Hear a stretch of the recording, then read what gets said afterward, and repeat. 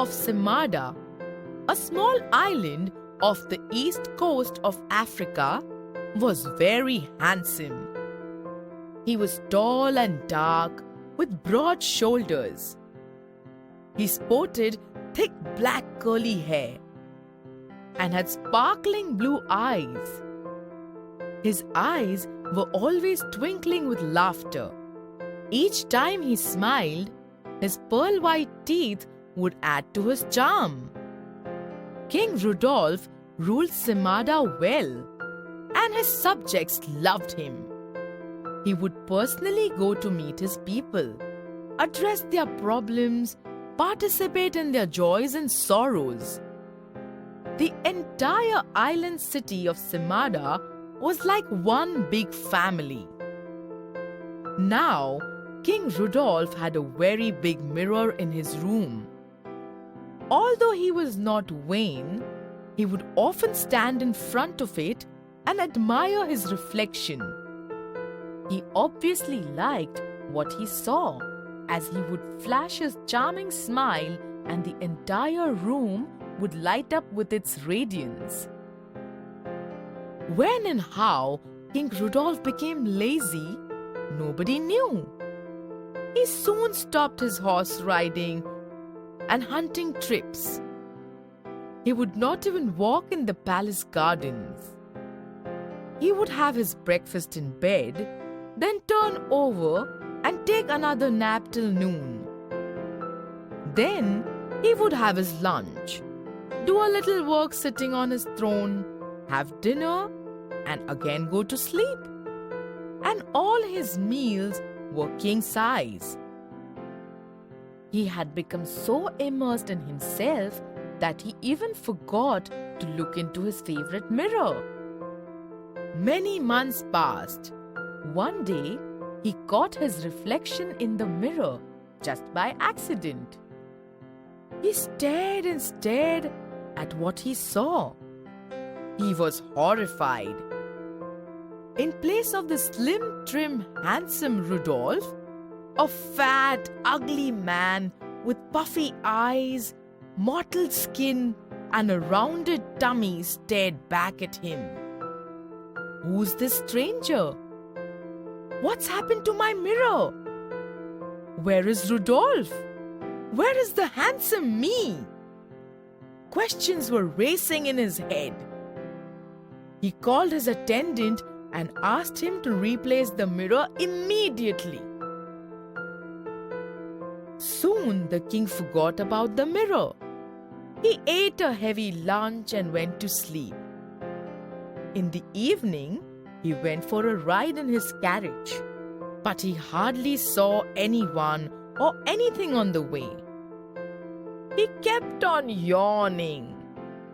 The next morning, he finished his breakfast and hurried to see himself in the new mirror. What was this? The same image? A fat, ugly man stared back at him. He was very angry. He shouted at his attendant and ordered him to once again replace the mirror. It had better be good, he warned, or I will put you in prison. The next morning, he quickly gulped his breakfast and rushed to check the new mirror. A lovely new mirror was hanging on the wall. It was covered by a lace curtain. He eagerly lifted the lace curtain and stepped back. He screamed in anger. The same fat, ugly man looked back at him. His most trusted counselor and his best friend Becca was waiting. He knew the king would be angry when he sees his reflection in the mirror. What is the matter, Your Majesty? Becca, is that me? No, Your Majesty. Then what's wrong with all the mirrors in the palace? Asked Rudolph angrily. All the mirrors are faulty, Your Majesty. Please come with me. He took hold of the king and led him to the highest turret of the palace. Pointing to the hills at a distance, he said, "Your Majesty, somewhere in the hills, the mirror of truth lies hidden.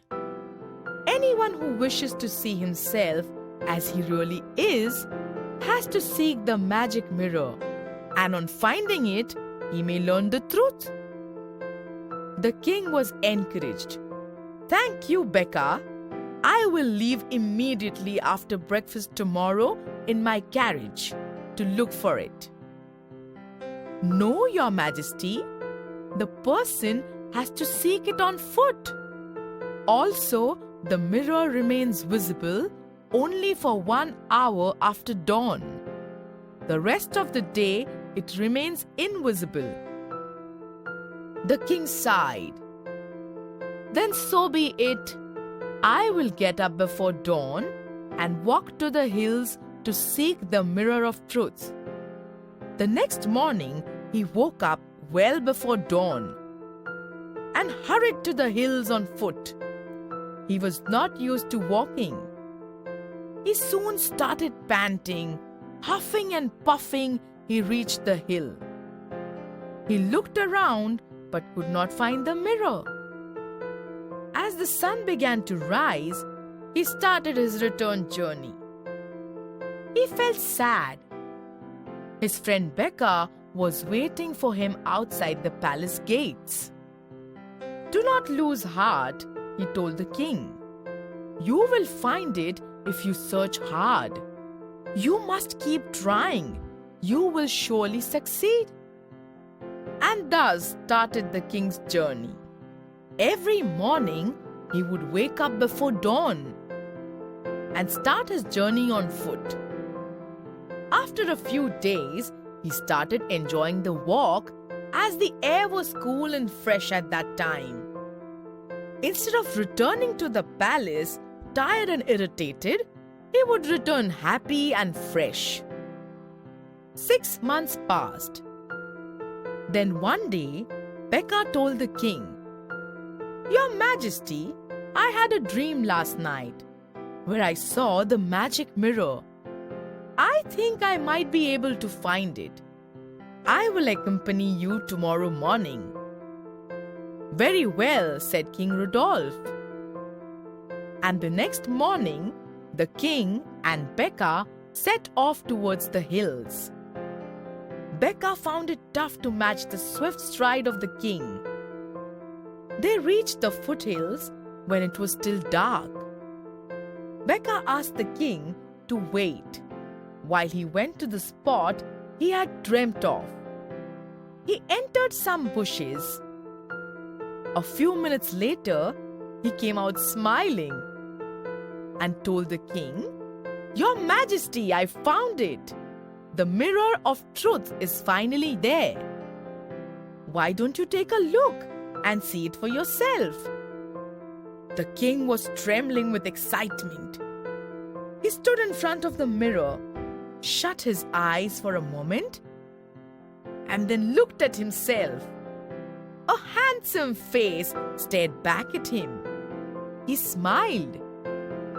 He said, "Yes, this really is the mirror of truth. I always knew I was like this.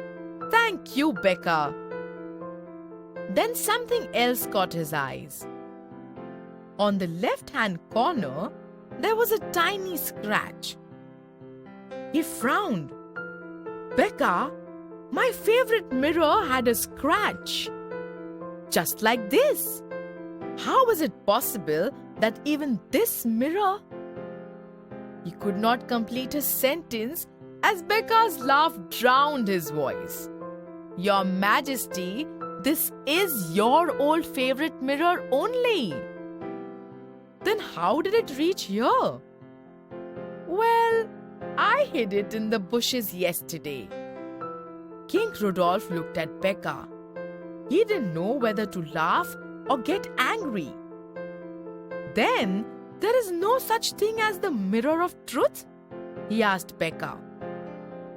"In fact, Your Majesty, all mirrors are mirrors of truth, and all mirrors now will show you the same reflection as the one you're holding."